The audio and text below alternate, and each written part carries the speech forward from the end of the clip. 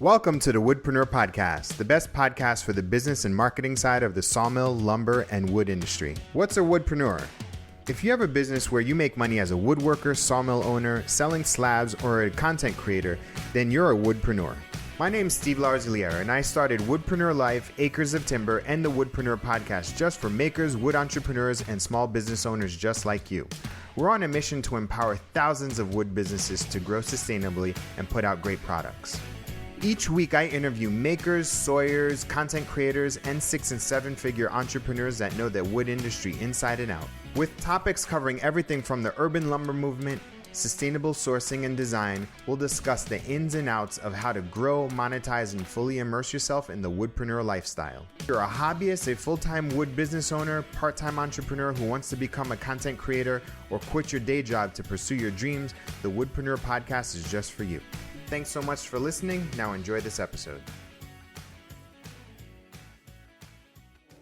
Hey, today's episode is brought to you by Woodpreneur Life. We are the premier business, blog, and media channel for all things wood-related, lumber, sawmill. If you want to learn how to grow your wood business and you want to learn and connect with the wood community, check out woodpreneurlife.com. Hey, welcome to a brand new episode of the Woodpreneur podcast. This is your host, Steve, and today's guests are Mike and Cindy from MikCin Creations. How you doing, Mike and Cindy? How you doing? How's everybody doing? I'm excited to have you on. Just because I think we got connected last spring, maybe, I think. And it was an interesting story. So my DMs, I get a lot of people in my DMs and they're like, how do I get started? How do I get started? How do I get started?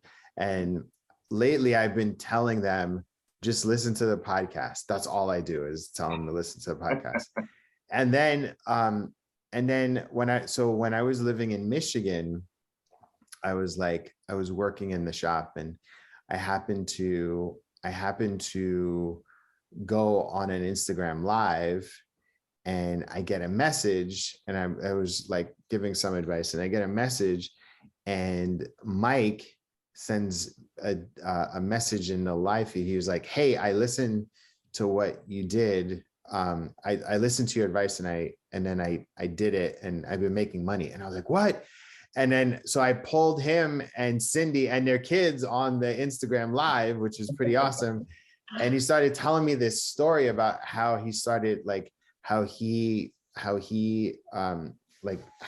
were be able to make products and then make money, using some of the advice that I gave. So before we get started on that path, can you just tell us a little bit about MikCin Creations and just tell us the origin story? Yeah, you want to dig in there? It's kind of a long story, but the short part of it is we started doing this just like a lot of other makers and woodworkers, just out of necessity. Yeah. We didn't have a lot of money. We moved around a lot. And there was, we've had it's been a kind of a long, hard, time that we were having at the beginning of our marriage as far as financially. So we've had, a few cars stolen, 3 cars stolen within our first 4 years of marriage. Our house flooded. We had to literally swim out of our house, and things like that. So we were always struggling financially. We finally got ourselves in a point where we were starting to pick back up, and but we had a lot of old furniture, that hand-me-downs and things like that. And Cindy started, I don't know if you started on Pinterest or what. Well, yeah, definitely. I just started with the artwork because I was just, we were living in a rental, but the lady that we were renting from was very, she let us paint. And so I started painting the walls. And then I started painting our furniture and I started painting artwork. And that led to can you make me this? Yeah. Can you make me that? And we needed some stuff around the house, like shelves built and stuff like that. So it was kind of started out of like, I'm tired of the same stuff, like stuff that I had from college that I got from dumpsters, hand-me-downs. And I was just tired of the same boring gold and copper and burgundy colors. Yeah. And I was like, I need like fresh. So we just painted literally everything that we had. And we didn't have a garage or anything at that. It was a house, but we didn't have a garage. We had just had a carport, and I just had like a $5 sander that I bought at a flea market, and a circular saw, hammer, things like that. And then she had asked me to build that. There was a floating shelf, right, for the laundry room. And I just grabbed some pallets from work, and I looked on Pinterest how to do it, and I did it. It was simple. And I was like, I could do this. So we just it was just little things like that at the beginning. And then we ended up moving into an apartment here in Victoria that had a garage. And that's where I think we really started to pick up. We started buying a lot more tools, and she got her Cricut. I started getting, into the table saw and stuff like that. So, and there's a lot to the story in between, but that's basically, it was really just out of necessity. We just needed to do more. We both realized throughout the years that we enjoyed doing, she was doing a lot of painting, a lot of crafting, and then I really started enjoying the woodworking part of it. The cutting and the power tools. I love power tools. So it kind of blew up from there. We've sold at a flea market. We've sold at market day shows, things like that. And all that was very fun. It's very, to me, like woodworking is very emotional. I'm very, like, it calms me down. We've been through a lot in life. And it's like the one thing where I just feel focused, and free. So it's just something that I just always want to be doing. I was at work. I was a night stalker for HEB, which is a very popular grocery store chain here in Texas, and working overnight. And I would just like be stalking on an aisle, just thinking about what I'm going to be doing in the shop that next day, and I couldn't stop doing that. I was kind of addicted. So before you got introduced to me, so you were doing stuff on crafts, you started making stuff out of necessity because you had some crazy stuff happen to you, and the best way for you to afford was to be able to make stuff. Yes. And then you started to like make a little, then show at craft shows, and that like little things from there. Cindy was doing the painting, and you were doing a lot of the woodworking, and like little crafts and stuff. And then a night supervisor at a supermarket. Yes. Yeah. In your town. Where's Victoria? Is that like West Texas? No, it's I guess they consider it South Texas, but it's really right in the middle, right in between Austin, San Antonio, and Houston, where they're in three different directions. We're south of Austin, east of San Antonio, and west of Houston, but they're each. All of the cities are 2 hours away. Okay. And how'd you end up in that part of town? So the country. A lot of that, the answer to that actually has to do with MikCin Creations. When our house flooded, we were paying decent rent. We were living in the Austin area, which Austin is one of the fastest growing cities in the country. So it's super expensive. It's, comparable to the big cities like New York and LA and things like that. So very expensive to live there, but we were lucky. We had a decent house at a decent rate, but it flooded. So we lost the house. So we had to move, and we could barely afford the apartment that we were living in. So what I did cause she's a stay-at-home mom. So I was the one bringing in the money while she's taking care of the family. So what I did to supplement my income at the grocery store is I started driving for Lyft and Uber, the rideshare companies. Yeah. Well, a few years ago, those companies were voted out of Austin. So I lost that income because they were going through, legal matters, I guess. So when they were voted out of Austin, I lost that extra income. I was working overnight and then riding or driving people around throughout most of the day. And so I was working a lot, but I lost the income. So what we started doing is we started selling some of the stuff that survived the flood at a flea market out there in Kyle, which is just south of Austin. And then that's where we really started making things. Well, we sold all the artwork. Yeah, we sold all her artwork that she made at the house. We started selling that at the flea market. And then he started making something he calls weathered wood picks. And then we started getting a few orders here and there. And they were basically picture transfers. So I was transferring pictures onto wood. So, sports teams and family pictures and stuff like that. So at the flea market while we were doing that, I was on our sale. The flea market was only open on weekends. And on our sale days, I was cutting up pieces of wood, like right there in our shop, cutting up pieces of wood, sanding and this and that. And one day the flea market manager just comes up to me and he just I was making all this noise and there's customers and everything. And I was like, I got to get this, people are ordering stuff. I got to get it done. I didn't have a shop, at the apartment. I couldn't do this at the apartment. So he just comes up to me and he's like, come here. And he walks me to the back of the flea market and he opens the door and it's a wood shop. And he's like, I'm here throughout the week. You can use what you need to use, throughout the week while I'm here. Cut up your wood, sand, whatever you got to do. Just promise me you don't cut your fingers off. So that is where I got the real taste of a wood shop, what it could be.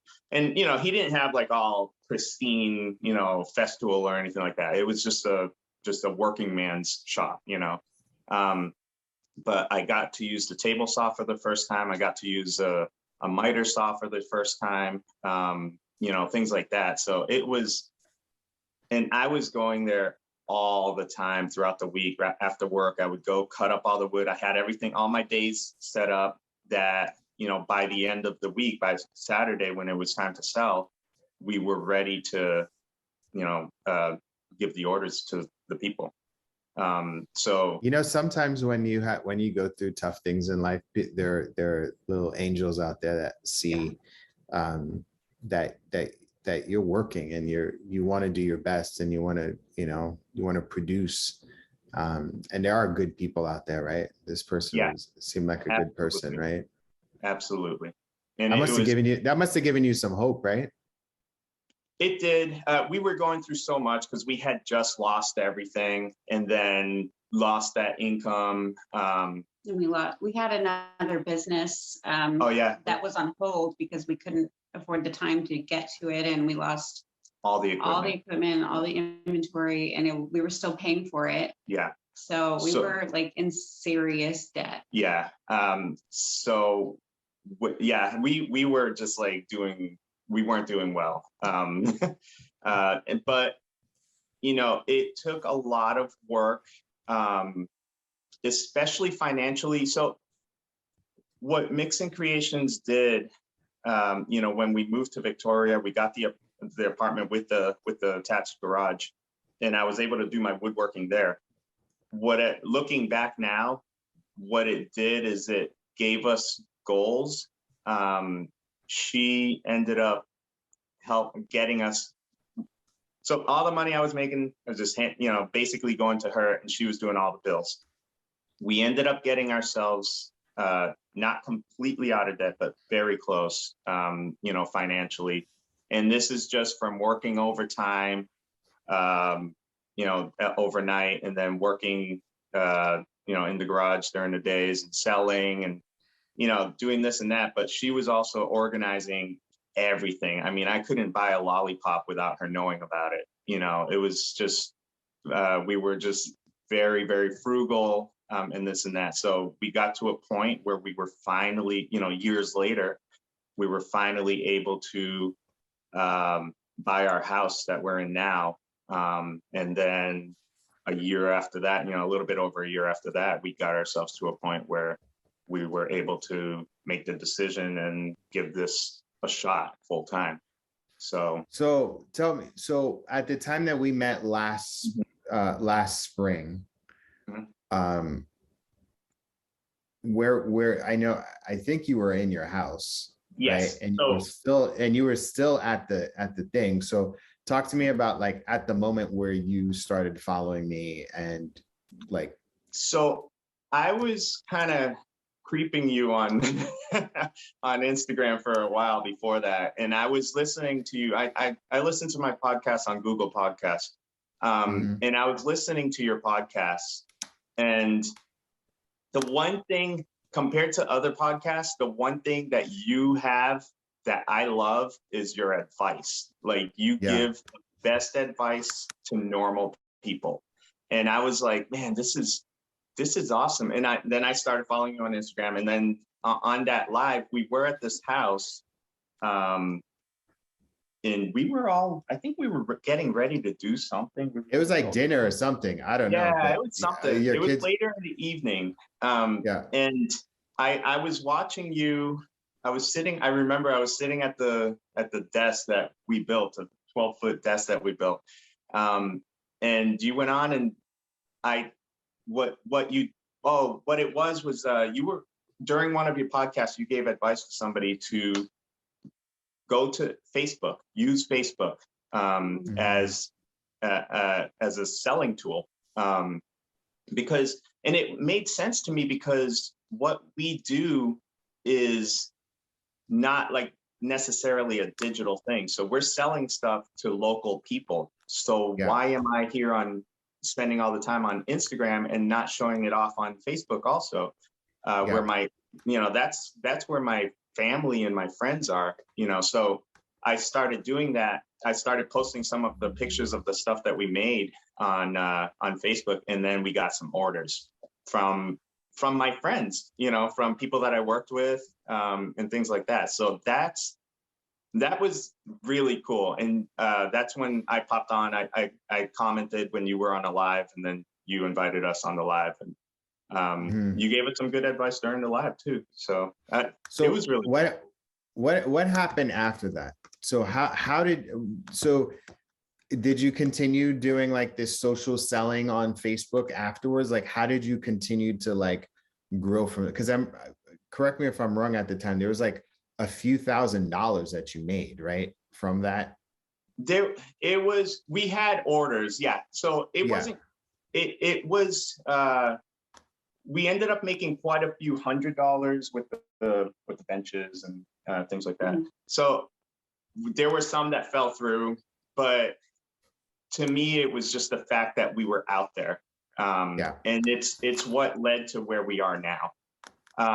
So, but it was just like people were engaging, and it was people that I knew. And that was really what set it off. Within that time frame, I had gotten another job, a daytime job that was 4 days a week, instead of random, overnight and things like that. So I had Friday, Saturday, Sunday off to do more woodworking. And then I did that for a while. And then in November, at the end of November is when we decided, we could do this. So talk to me like specifically about, okay, so were you building up savings? You got this day job, you're working out nights. What were the finances looking like for you? And what was the mindset that you went through in order for you to make that decision? Because that's like a very, very, very big, scary decision. Like I'm looking at you, Cindy, stay-at-home mom, homeschooling kids. You were the sole provider. Listen, you are gladiators. Like both of you are like you're warriors.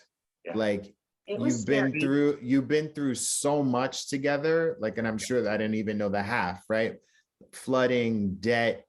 There's probably some other gnarly things that happened in there, and probably like in your own life to get up to this point now. Please, like, walk through the audience, please, because your story, one of the reasons why I wanted to bring you on is because, like, you know, people, you know, I coach people and I mentor people, and like people hire me to help them do what you have done, and you never paid me. You literally had each other, you listened to my advice, and you took action, right? Like you couldn't afford to work with me. When you hit your next set of goals, then you'll work with me. But like my idea is, like, please walk people through, because you're going to change a lot of lives, and I'm going to promote the crap out of this episode. And because you're doing something that everybody wants to do. I've been able to do it in my own life, and you know how fortunate you all are, right? Yeah. Oh yeah. Yeah. Do you want to go first? Well, first of all, we both have ADHD. Yep. So like same. Yep. Same. Yeah.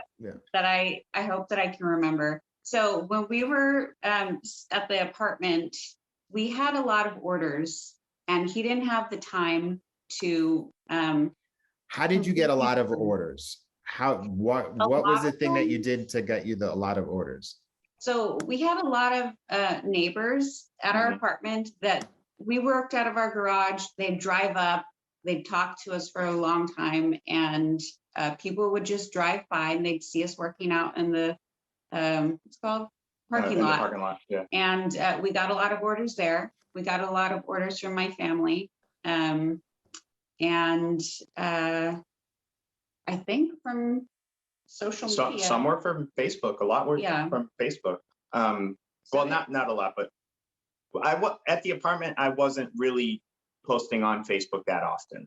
You know, I didn't start doing that until after I listened to your podcast. Yeah.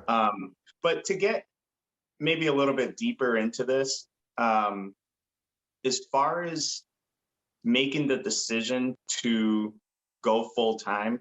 Well, we're not there yet. Oh, okay. Go ahead. So, he was just so unhappy at his jobs. And then we tried to do a different job where it afforded him more time on the weekends. And he was still just so unhappy. All he wanted to do was woodwork. Yeah. And I think we set a goal financially where we felt safe enough to say, okay, we're going to give ourselves this amount of time. What was that number? I think we were, and it's not very impressive, but to us, it was a lot of money because we've never been there before, but it was 11 or 12. 12,000. Okay. So we were around 12. So that was like, that was like a certain number of months, right? Of income, right? Of income. Okay. Exactly. Okay. So you had a bunch of orders, you were unhappy, you didn't have any time. Yes. But bold underline asterisk, you were unhappy, and your wife saw that. That was the driving force. Yeah. It's not that I was unhappy. It was a good job. I was so unsatisfied with what I was doing, not the job itself, but just I wasn't getting out of life what I wanted to. I didn't want. Yeah, of course. Yeah, you're busy building somebody else's dream and not yours. That's like life 101, right? Like you have to build your own life. I mean, listening to you is just a reminder that if you're not doing what you love, you're wasting time. Yeah, absolutely. And to me, to get a little deeper, to me, like I was in foster care growing up. So I moved from family to family. I've lived in a lot of different places in my life. And she's had family issues too, that those have really, for me, I felt there was a long time in my life where I just felt like I was chained down. And I think that was just all getting to me. Like I needed the freedom.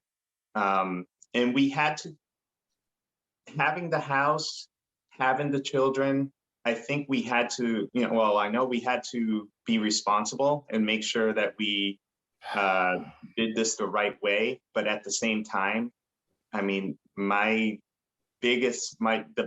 one thing I tell myself every single day is feel the fear and do it anyway. It's not gonna happen unless you do it, and it wasn't happening. It wasn't happening. And we got ourselves to a point where we made a decision. If we fall flat on our faces and don't make one sale and,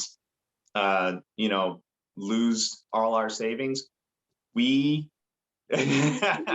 we know that we tried, and we'll go back, I'll go back to work, if I have to. So it's tough. It's, cause I'm the guy that was bringing in the money for the family, but at the same time, I know what we have here. We have we both have a skill that not a lot of people have. We have the tools to do that skill, and people need a lot of the stuff that we make.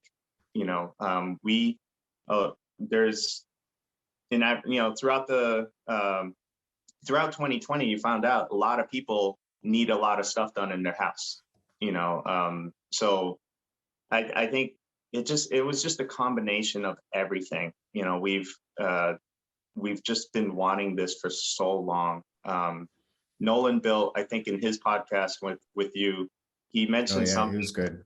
Yeah, he mentioned something where he said, I've been praying for this for so long, and now my opportunity is here, and now I need to, I need to allow God to, do it for me, as long as I do the work. Or it's some, I'm paraphrasing, but and that hit me too. I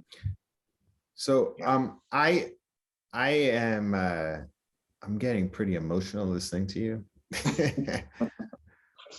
because it's really beautiful. And it's like one of those stories that I want everybody to hear. It's like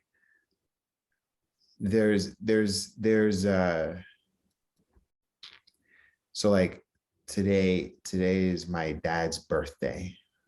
My dad passed away in November, and I remember he always was like, Steve, why don't you go get a job? Why don't you get a job? And it took him a really long time to understand that I'm not meant for a job. I'm meant to do my own thing. Right. And even when I went to grad school, and he was like, hey, so now you can get a job working for the government. And I was like, no. And the one thing that I think about is, with listening to your story, is that you believed in yourself more than you believe and trusted in yourself more than you believed and trust that other people would have your best interest in mind. Yes. That's key. 100. Yeah. You know what I mean? A lot of people place faith on this safety and comfort of a stable job, when you worked hard and you developed a certain set of skills and you developed a community around you. You literally just said your neighbors and your family, they literally all supported you by you giving them what they needed. Yep. And so they placed their trust in you. You in turn delivered a beautiful product, which gave you more confidence to keep taking more risk in yourself. Exactly. And so now you combine with the unhappiness, and you I can change this if I continue to bet on myself. You then gave you more time to work on all of these orders so that you could deliver more money. And then even before that, you decided as a family to come up with a number. It was like your safety number in order for you to like feel confident. And so you did that, right? You did all those things. Yep. And then you made the decision to go full time. Absolutely. That was in November. That was 2021. At the end of November. So by December 1st, we were full time. And Amazing. you know, it's as scary as that was. It was. Let's take a pause. Yeah. Inhale, both of you. Exhale. Thank you. I'm so proud of you. Yeah. That's so incredible. Yeah. I mean, looking back, wow. I guess, yeah. I mean, we couldn't do it without each other.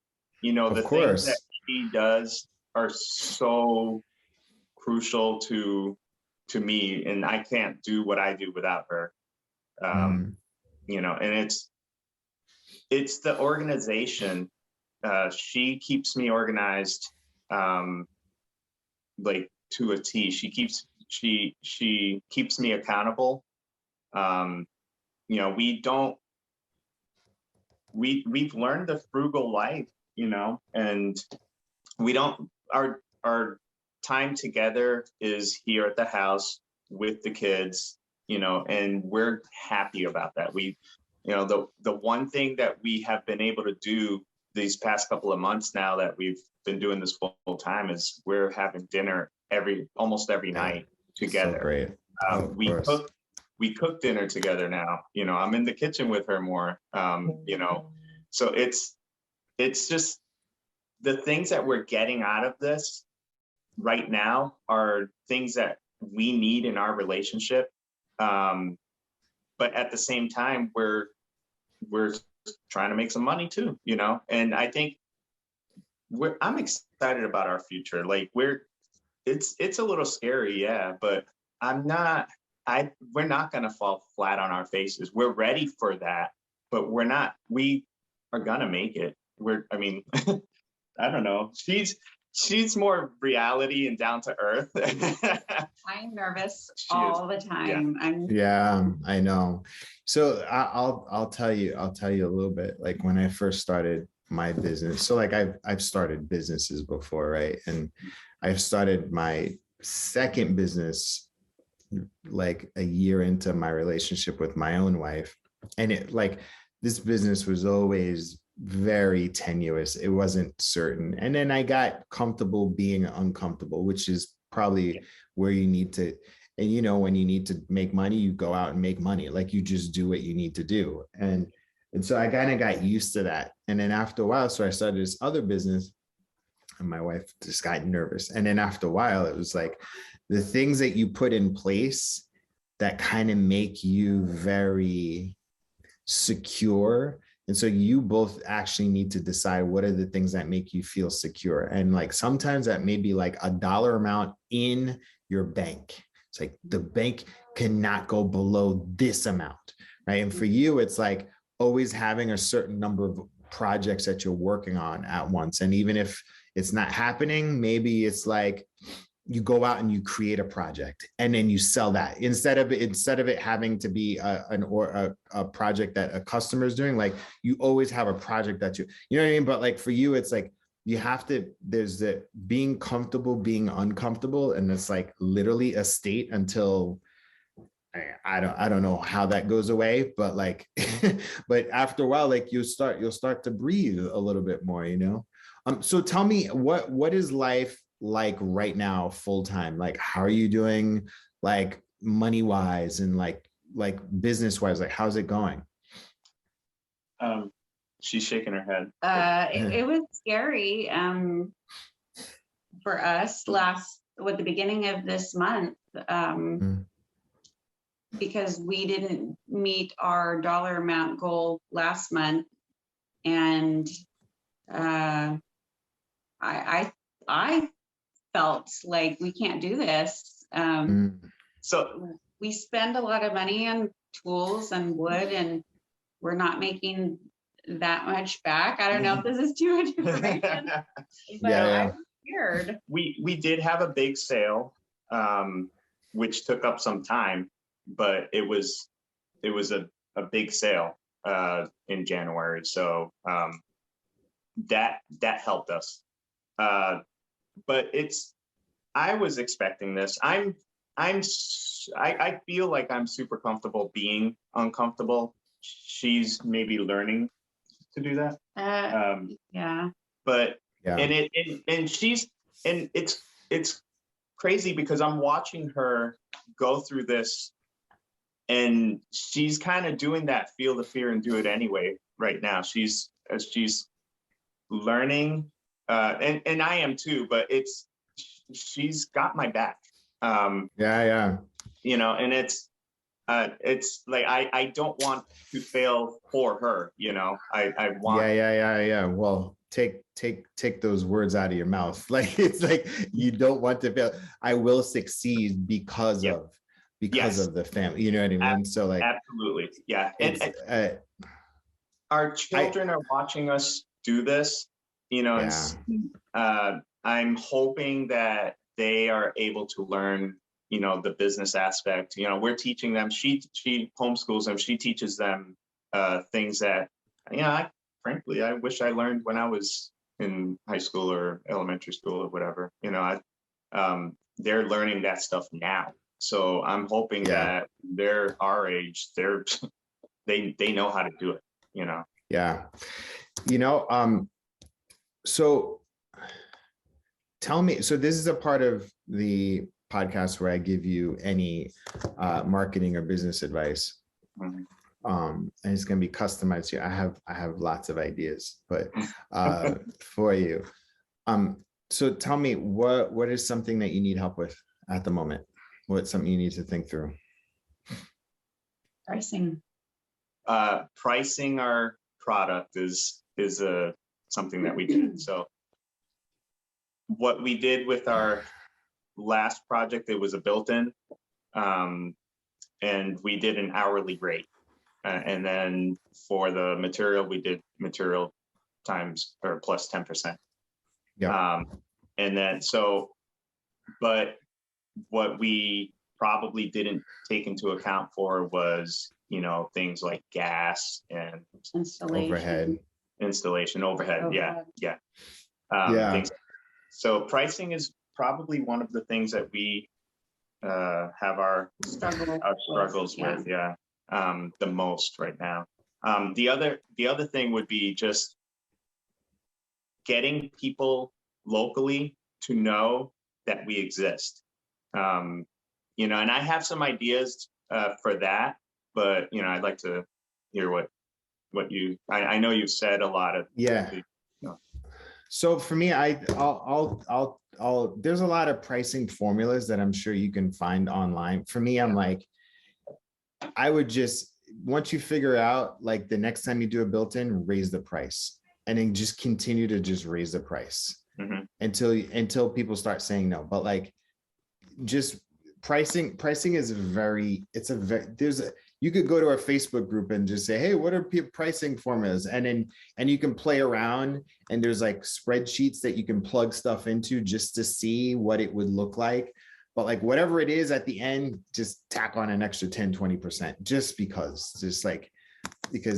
there's always something that you're not thinking about. And then sometimes with pricing, it's a new thing. It's like a new project that you're working on. So you want to give a good price so that they say yes, and then you document the crap out of it and take some good pictures, and then you raise the price afterwards. Especially if it's like a quick thing, you know what I mean? That's my like mindset on pricing. Just like raise the price, look at the value that you're providing people, look to see like how other people are doing it and like what they would charge, right? Like, but you know, you could play around with pricing formulas and then just literally just continue to raise the price every little job. Having this like on an invoice, and if so, how do you document that? So, I mean, I have in terms of, so you're saying, how do you display the price to the client? Yeah. Or do we? Should we display all the details? No, you just say, pricing, you say labor and materials. And then the labor can be, don't even do an hourly thing. Just say like, this is how much it costs. And then that's the value, right? Yeah. And then but what I like to do too, in terms of pricing is like, don't present a quote, present a proposal. Like one things that I would do is like make a PowerPoint presentation, and you take your picture, you put your logo at top, and you're like MikCin Creations, and then you says you're about us on the second page, like, and then your history and your story, and then your mission, your vision, your values, and then the next page are your testimonials, you get your quotes, and you put that all into a PowerPoint, and then you say, this is the price, and these are the terms, half up front, half upon the delivery, this is what we're gonna do, and you put your terms and conditions. But like, that's a proposal. That's not a quote. I hate when people like, they tell me, oh yeah, I submitted a quote on QuickBooks. That's not a quote. That's like, people will look at you as like, you're presenting me with the receipt. That's it. Like, you need to sell people. All right. So that's one thing. The second thing is like, remember I was telling you on this, I was like, you need to make yourself the most popular couple in town. So like, I took a screenshot of this. Take a screenshot on your phone of this right now. Your hand not going away. On your finger. Yeah. Take a screenshot. And then post it to your Facebook and say, we just did our first podcast. Right? Yeah. And then take that screenshot and then contact the local newspaper and write again your proposal, like your mission, your vision, your values, and say, hey, if you'd be interested, we'd love for you to do a feature on us on a husband and wife woodworking company in town. Wow. And they donate a percentage of their sales to foster care. I love that. Do that. Make one piece a month, make a charcuterie board, and donate it to the foster care system in your town. I love that. Wow. Right? Wow. Yeah. Right? So I'm looking at you. Beautiful couple, beautiful family. You need to be like the model and be open and transparent with your whole entire community on like what's working, what's not working, your fears, your strengths. You ever seen these like YouTube couples or these like couples on things and they divulge, and I'm like, man, I know everything about them. Right? Yeah. You kind of need to be that couple. You kind of need to be that couple that just shares, like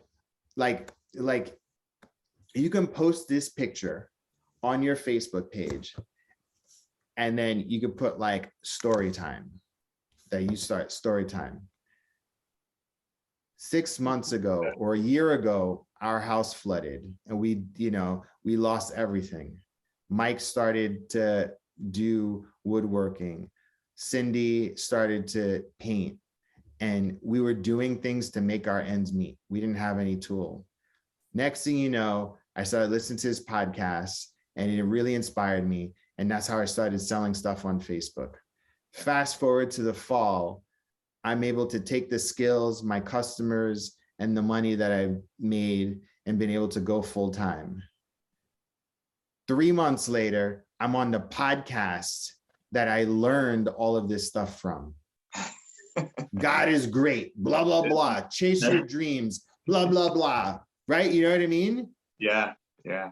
I literally just rehashed your story. That's who you need to be. You need to literally be like, showing yourself, waking up at 4 a.m., exercising, making your kids breakfast, homeschooling, finishing projects, to people like, whoa, what are Mike and Cindy doing today? What are they working on? Oh, Mike's having charcuterie boards for Mother's Day. I need one of his Mother's Day charcuterie boards, his serving boards. Oh, I need that built in. Yeah. And then you're like, because I'm assuming you made that chevron wall behind you, right? Yeah, it's our barn door. Yeah. Yeah. So like, like show that, right? Like show the things that you're working on. Yeah. Like do a design challenge and just say, hey, I dare somebody to find something on Pinterest and I'll make it for them. I love that. Yes. I just literally just gave you just a whole bunch of stuff. So that's what I would do. But the end of the story is like, you need to tell your story more. Right now you're at the point where you need to build a community around yourself and you need to build your brand so much more. And because you came from, I don't want to say nothing, you came from humble beginnings, you overcome a lot of stuff. You need to work your way to giving back and have that be part of your story. So if you're in foster care, my family had foster children growing up. I know how hard it is so I literally just talked to somebody yesterday about foster care system. And it's like give back to the foster care system somehow. Like, I don't know, like contact the foster care agencies and say, hey, I want to do a woodworking workshop for foster kids in my town. I would absolutely. Well, we've talked about doing woodworking class, in my shop. But don't do it at your shop. But do something that kids could do with like some with sandpaper, no power tool, like figure out something that they could do. Oh, and then that they can keep themselves. Or you have a picture of you doing a motivational speech to other foster kids to tell them that like things get better, you overcome obstacles. You know what I mean? Like both of you, like Cindy, you can be the homeschooling mom who's a business owner, right? Like there's a lot of moms that you could be like. So, and your community right now are your personal Facebook pages, your business page, and all of these, Facebook groups, buy-sell groups in your town. Like just literally make yourself treat your Instagram and your like it's your own TV show, and get over the fact that like people are looking at you. Get over that fact. People are going to look at you. Yeah. At least if they're going to look at you, they're going to end up being customers or inspired to be your customer. I love that. All right. Cool. All right. Oh man. This was definitely one of my best interviews. I love talking to you all. Yeah. And thank you for your page too, like your Acres of Timbers. I love all the reels that you do. It's just a lot of inspiration there. So thank you. You're welcome, man. I'm so excited, and I'm excited to see where your business takes you. All right. Yeah, definitely. So what's your Instagram? How can people get in touch? Do you have your website up yet? We do have a website, and as a matter of fact, morning I was working on putting a bunch of charcuterie boards on our website. So it's MikCincreations.com. On Instagram, TikTok, and Facebook, just look up at MikCin Creations. It's MikCin and Creations. And great. That's about it, I think. Awesome. Well, thank you, Mike and Cindy. Yeah, thank you so much, Steve. We really appreciate you. All right. I'll talk to you soon. All right. Take care. Thanks for checking out the latest episode of the Woodpreneur podcast. If you found value and love what you listened to, please subscribe, rate, and review so that more people can learn about our mission and vision. Lastly, join our community, the Woodpreneur membership community. It's a marketing and training program to help you market and build your wood business past 6 figures. Give it a test and apply what you learned to your business.